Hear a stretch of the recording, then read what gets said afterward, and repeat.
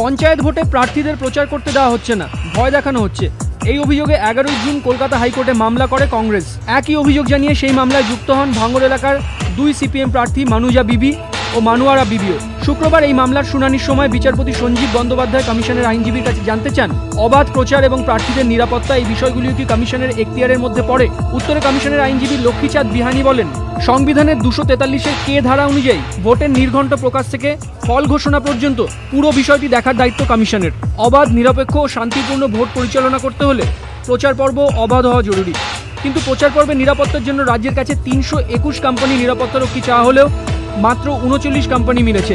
এই সময় রাজ্য সরকারের আইনজীবী অশোক বন্দ্যোপাধ্যায় প্রতিবাদ করে বলেন, পঞ্চায়েত মামলার চূড়ান্ত নিষ্পত্তি সুপ্রিম কোর্টে হয়ে গিয়েছে, এই সংক্রান্ত কোনো মামলা আদালতে শোনা উচিত নয়। কিন্তু রাজ্যের বক্তব্য খারিজ করে বিচারপতি সঞ্জীব বন্দ্যোপাধ্যায় বলেন, রাজ্যের বক্তব্য অসার, যুক্তি অসার। হাইকোর্ট ও সুপ্রিম কোর্ট ভোটের দিন নিরাপত্তা বাহিনী নিয়ে নির্দেশ দিয়েছে, প্রাক নির্বাচন পর্বে নিরাপত্তা নিয়ে কোনো নির্দেশ দেয়নি।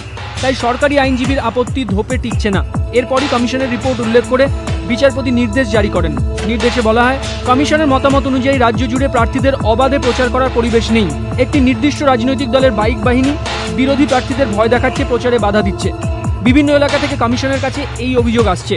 এই পরিস্থিতিতে রাজ্য সরকারকেই সুনিশ্চিত করতে হবে যাতে প্রচার পর্ব অবাধে সম্পন্ন হয়। প্রত্যেক প্রার্থী যেন নিজের নিজের দলের বক্তব্য পেশ করার সুযোগ পান। শনিবার দুপুরে নির্বাচন কমিশনের অফিসে যাবেন রাজ্যের মুখ্য সচিব, স্বরাষ্ট্র সচিব ও ডিজি। সেখানে কমিশন কর্তাদের সঙ্গে বৈঠকেই ঠিক করতে হবে অবাধে প্রচার পর্ব সারতে কত নিরাপত্তারক্ষী প্রয়োজন, সেই অনুযায়ী পদক্ষেপ করতে হবে। বিচারপতি জানিয়ে দেন যে 10 জুলাই অর্থাৎ প্রথম দফার ভোট শুরুর আগের দিনই আদালতকে জানাতে হবে নির্দেশ মানা হলো কিনা। আইনজীবী মহলের মতে হাইকোর্টের এই সিদ্ধান্তে ফের একবার ধাক্কা খেল রাজ্য সরকার। নির্বাচন পরিচালনার ক্ষেত্রে মান্যতা পেল কমিশনের বক্তব্যই, কারণ প্রাক নির্বাচন পর্বে আইন শৃঙ্খলা নিয়ে কমিশনের মতামতই এদিনের নির্দেশে মান্যতা পেল বলে আইনজীবী মহলের মত। ধ্রুবজ্যোতি প্রামাণিক, এবিপি আনন্দ, কলকাতা।